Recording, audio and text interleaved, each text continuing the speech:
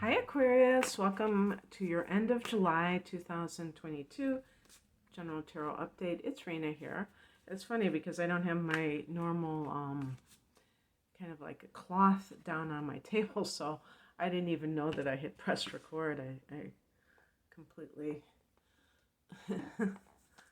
didn't remember that. Okay, let's see here.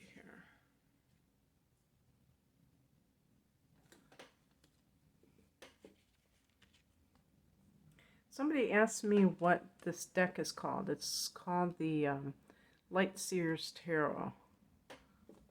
I like to let people know the name of the deck. The decks that I use sometimes because I know that if it's not a common deck or if it's something you like the artwork is nice in this deck, it's nice to know the name of it. And I'm the same way. When I see a certain deck that I haven't seen before, I will ask.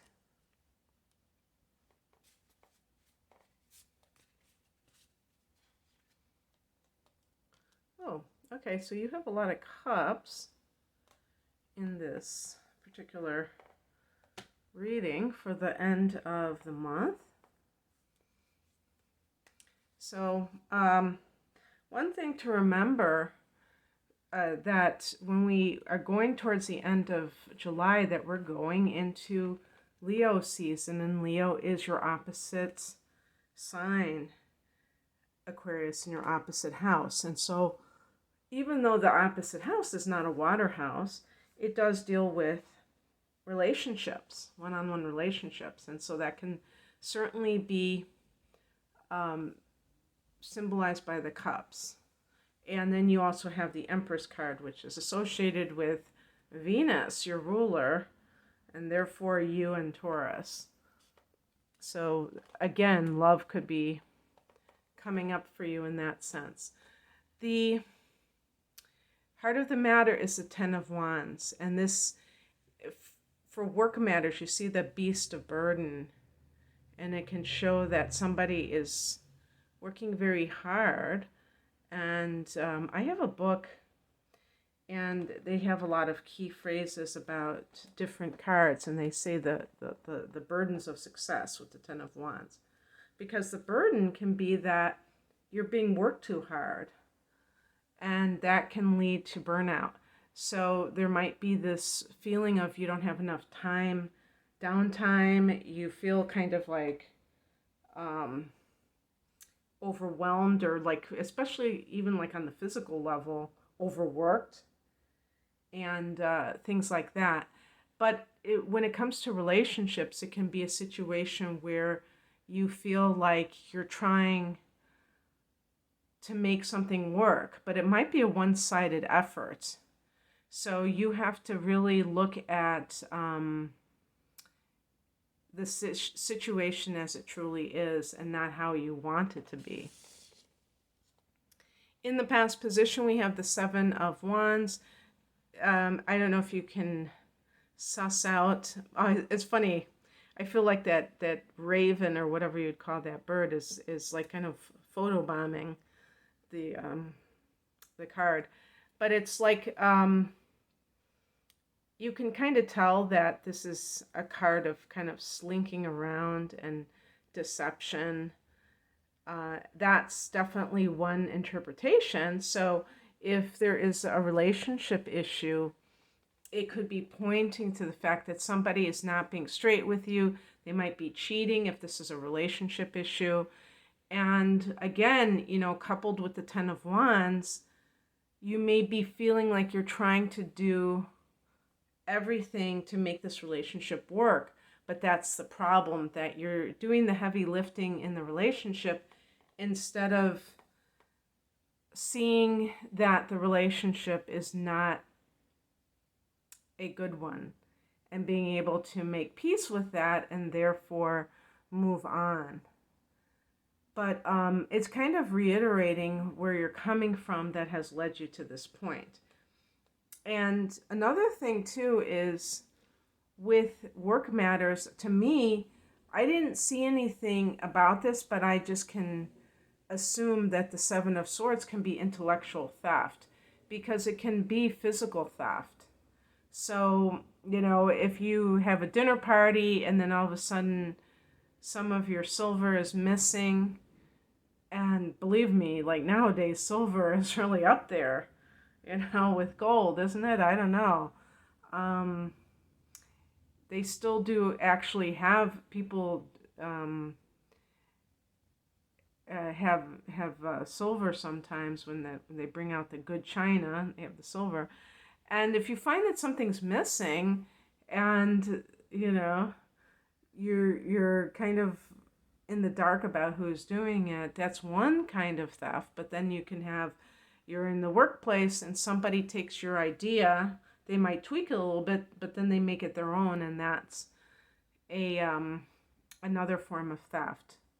Trying to copy you, trying to take credit for something that you've done. Now, in all of those situations, you have to look at how you're playing into it, because you might be doing something that is helping to create the very thing that you're trying to avoid. And with relationships, for instance, the idea that you want to have this relationship at any cost could be the very thing that enables such a person to have the opportunity to take advantage of you, for instance. I'm sure a lot of people know others who have been involved with, in bad relationships, and that person moves on and they always find somebody else. Because, it's been said, there's a sucker born every minute. There are a lot of people out there who are willing to put up with a lot of mistreatment, and that's unfortunate. You can kind of cut that ability of that person to do so by seeing how you are taking too much responsibility for the relationship. The higher message is the Empress card. For some of you, see how they very cleverly, try to imply that pregnancy and things like that, while they're making it into the earth, because there's like this earthy, like the earth mother kind of thing. I like that moon, how they have that. But for some of you who are looking to start a family, what this card means on the spiritual level is you have to choose wisely. So you don't want to be involved with someone that you can't trust. For somebody who is in the workplace, the Empress can be that life is meant to be easy. What I mean by that is that it's not meant to be a struggle. And the Ten of Wands can really promote this idea of the struggle in terms of workplace matters, where you feel like you have to, kind of like sacrifice your well-being sometimes just in order to make it. And if you find yourself in that kind of situation, it can be like an uphill battle. Abraham Hicks talks about going upstream to mean that resistance, and I kind of see that with the Ten of Wands a little bit, where there's it's creating too much of a struggle for yourself, and also risking that you will burn out and then you can't do anything. All of your ambitions will have to be put on hold. So being able to balance your life and understand that, with the Empress, it's like that sense of ease, because Venus is more like that. And also, I would say too, harmony. So relationships are supposed to be based on love. And that doesn't mean that people don't hurt each other when they love each other, but it's not supposed to be this constant struggle.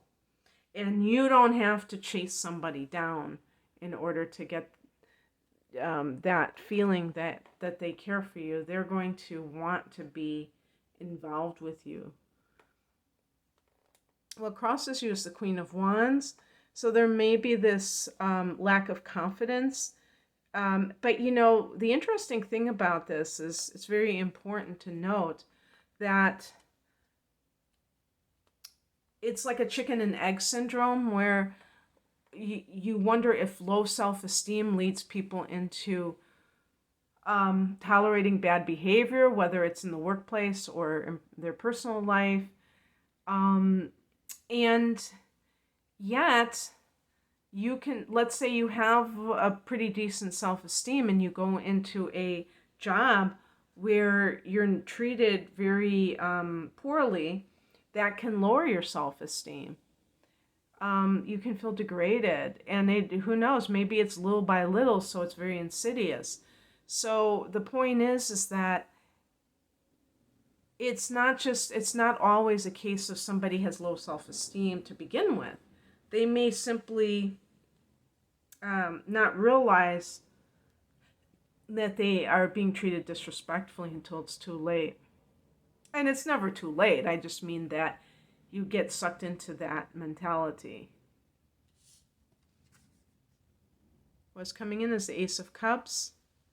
This can be a change of heart. This can be a new, I'm saying attitude, but I mean coming from your heart center in terms of, how you care for yourself, maybe self-love, self-care routines. And also, in some cases, I feel like this is about creativity. The Seven of Swords can be somebody stealing your creative ideas. The Empress is about you being this creative being that has something to birth, okay? And that's going to happen. Regardless of the challenges, you can still do it. And the outcome is the Six of Cups. This is a card that is heavy on nostalgia. So you see the child, you see the different cycles of life, and then becoming that adult. And for some of you, there may be something that you have wanted to do since you were young, and you're coming full circle. And it's almost like you had to go through a real, what's that word? You had to go through the fire in order to get to that point where you really appreciated what it all meant, what it all stood for. Because the Ten of Wands, it can be, the word that came into my mind is an initiation. And that to me, I mean, in a weird way, because the number 10 is about endings and, the endings of a chapter. But the end always implies that there's a new beginning. And that new beginning is in the form of your next goals or, your next dreams, wishes that you have. This may be of a creative nature. The Six of Cups is under the Empress card. And, of course, you have the Ace of Cups initiating something creative. And this may be a long time coming. And perhaps you've had to go through a lot to get to where you're at. Because then you appreciate it more. And